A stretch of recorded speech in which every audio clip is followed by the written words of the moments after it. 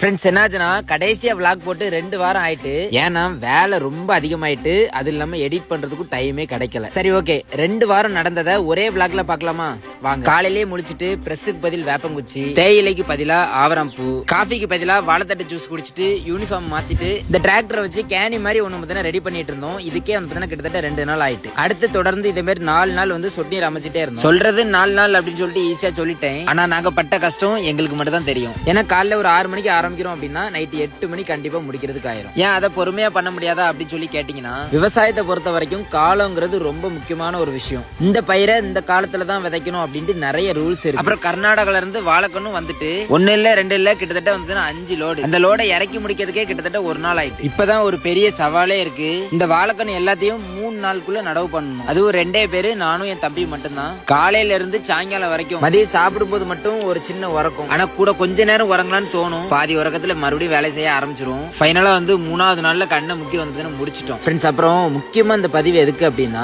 எல்லா பிசினஸ் பத்தி எனக்கு தெரியாது. ஆனா நீங்க புதுசா விவசாயம் பண்ண வாரீங்க அப்படின்னா, இந்த நிலத்துல காலை வச்சு வேலை செஞ்சா மட்டும்தான் உங்க பயிரை குழந்தை மாதிரி வளர்க்க முடியும். இல்ல என்கிட்ட பணம் இருக்கு, கால் மேல கால் போட்டு தான் உட்காருவேன் அப்படின்னு நினைச்சீங்கன்னா 2 வருஷத்துல ஓடிடுவீங்க. அதுக்கு நான் கேரண்டி. ஃப்ரெண்ட்ஸ், அப்புறம் விவசாயம் வந்து என்னோட கனவு வாழ்க்கை அப்படின்ட்டு நிறைய பேர் பேசி நான் கேள்விப்பட்டிருக்கேன். சோ இந்த வீடியோக்கு நீங்க லைக் எல்லாம் பண்ணணும் வேண்டாம். யாரெல்லாம் இந்த விவசாயியோட வாழ்க்கைய ஒரு நாள் வாழணும்னு ஆசைப்படுறீங்களோ, நம்ம ஒரு விவசாயி அப்படி சொல்லிட்டு கமெண்ட் பண்ணுங்க. நானும் தெரிஞ்சுக்கிடுவேன்.